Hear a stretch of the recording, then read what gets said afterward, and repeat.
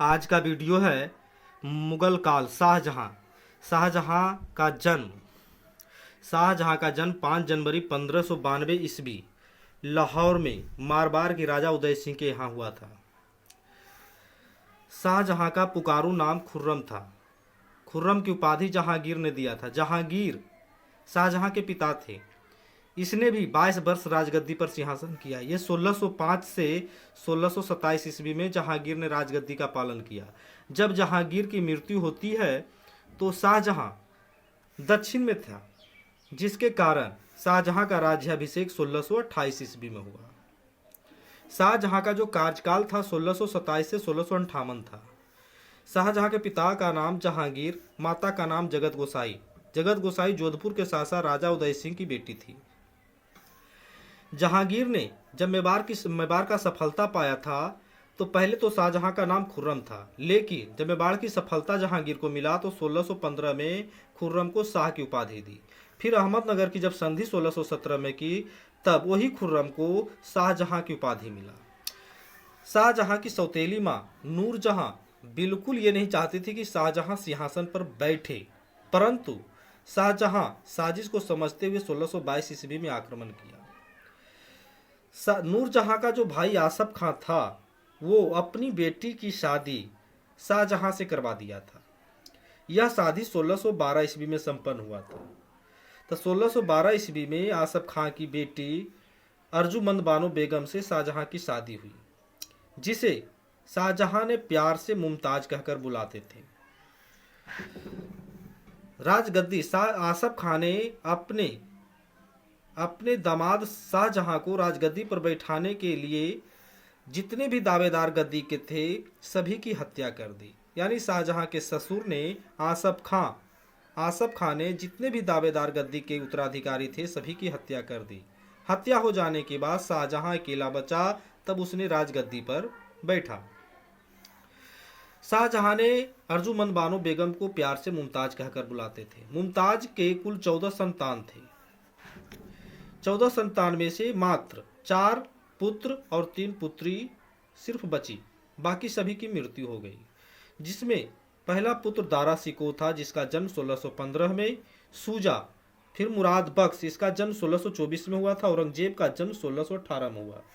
जहां आरा इसका जन्म 1614 में हुआ। रोशन आरा का जन्म 1617 में हुआ और गौहन आरा का जन्म 1631 में हुआ।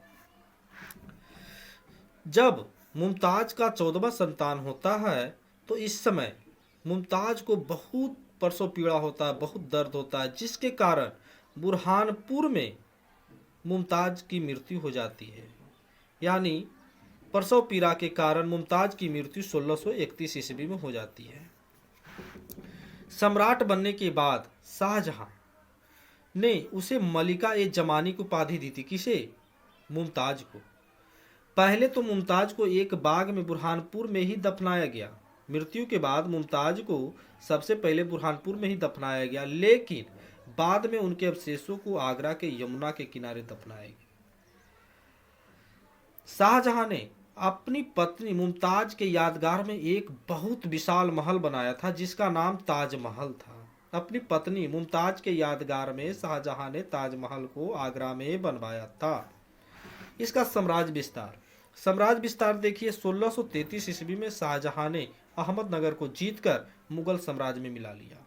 अहमदनगर का अंतिम सुल्तान उस समय हुसैन शाह था, जिसको शाहजहां ने ग्वालियर के किले में कैद कर लिया। अहमदनगर के पतन से भयभीत हो गया गोलकुंडा के शासक भयभीत हो गया, जिसके कारण कुतुब शाह 1636 में, गोलकुंडा का शासक कुतुब शाह था, जिसने डर से 1636 में संधि कर ली और शाहजहां के सिक्कों को नाम अंकित करवाया। फिर जब माहौल खराब देखा तो गोलकुंडा के वजीर मीर जुमला थे, जो कि फारसी व्यापारी था, ये मुगल सेवा में चला गया। इसी ने शाहजहां को कोहिनूर हीरा दिया था। अगला है 1636 ईस्वी में मुगल सेना ने बीजापुर पर आक्रमण किया। बीजापुर का सुल्तान उस समय आदिल शाह प्रथम था, जो कि युद्ध में हार गया और हार जाने के कारण उसने शाहजहां को परिंदा, गुलबर्गा, बीदर, सोलापुर शाहजहां को सौंप दिया, जो कि मेन स्थान था, प्रसिद्ध स्थान था। फिर 1648 से 49 में ईरान, फारस, गंधार में आक्रमण किया और मुगलों से छीन लिया। उसके बाद एक पुर्तगाली जो नमक का व्यापार करता था, उसने वह उदंडतापूर्ण व्यवहार शाहजहां से किया, जिसके कारण शाहजहां ने 1632 ईस्वी में उनके व्यापारिक केंद्र हुगली को घेर लिया।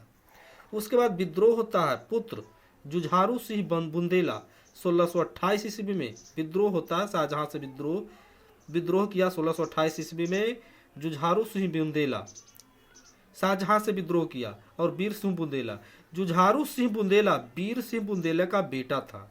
वीर सिंह का बुंदेला यानी वीर सिंह बुंदेला का पुत्र जुझारू सिंह बुंदेला था। इसने 1628 ईस्वी में विद्रोह किया। 1635 में शाहजहां ने इस विद्रोह को दबा दिया, यानी जानने नहीं दिया। फिर 1628 में अमृतसर के निकट शाहजहां का एक प्रिय बाज उड़कर सिख गुरु हरगोबिंद सिंह के खेमे में चला गया, जिसे देने से गुरु ने इनकार कर दिया। यहाँ भी युद्ध होता है, लेकिन फिर संधि हो जाती है। फिर उसका उत्तराधिकारी देखिए, शाहजहां के उत्तराधिकारी में अभी युद्ध होता है। 1657 से 1658 के बीच राजगद्दी पाने के चक्कर में शाहजहां के चारों पुत्र अपने आपस में लड़ाई करते हैं। दारा सिकोह का साथ देती है जहां आड़ा, मुराद का साथ देती है गौहन आरा, औरंगजेब का साथ देती है रोशन आरा। सितंबर 1657 ईस्वी में शाहजहां बीमार पड़ गया था। तब राजगद्दी पाने के लिए क्या हुआ, उत्तर की ओर दारा सिकोह शासन संभाल रहा था, दक्षिण की ओर मुराद था, बंगाल यानी पूरब की ओर बंगाल शाह शुजा था, इधर पश्चिम गुजरात यानी उत्तर में दारा सिकोह, दक्षिण में मुराद, अब पूरब में शाह शुजा और पश्चिम में गुजरात। 1658 में बहादुरपुर का युद्ध हुआ, जो सबसे पहले दारा सिकोह और शाह शुजा के बीच हुआ, ये दोनों भाइयों के बीच, जो कि दारा सिकोह खुद युद्ध करने के लिए गया नहीं। उसने सुलेमान सिकोह को शाही सेना को युद्ध के लिए भेजा, जिसमें शाह शुजा की हार हो जाती है। फिर औरंगजेब कूटनीति करता है और औरंगजेब मुराद के साथ मिलकर दारा सिकोह को पराजित करता है। पुनः यह युद्ध फिर 1659 में खजुआ का युद्ध होता है। फिर सामूगढ़ का युद्ध, सामूगढ़ के युद्ध में औरंगजेब ने मुराद को बंदी बना लेता है और दारा सिकोह को हरा देता है। फिर देवराई का युद्ध 1659 में होता है। यह युद्ध दारा सिकोह और औरंगजेब के बीच होता है। फिर उसके बाद इसका नेतृत्व जसवंत सिंह और कासिम खां कर रहे थे। यानी औरंगजेब ने अब कूटनीति अपनाते हुए सभी भाइयों को मार दिया और स्वयं राजगद्दी पर बैठ गया। ये औरंगजेब जो है बहुत ही कट्टर शासक था, इसे कट्टर शासक के नाम दिया जाता है। अगले के वीडियो में हम औरंगजेब की कहानी पूरे विस्तार से बताएंगे। इस औरंगजेब की कहानी अगर सुनना चाहते हैं तो इस वीडियो को सब्सक्राइब कर लें, ताकि अगला वीडियो आप तक जल्दी से जल्द पहुंच सके, और सब्सक्राइब कर लें।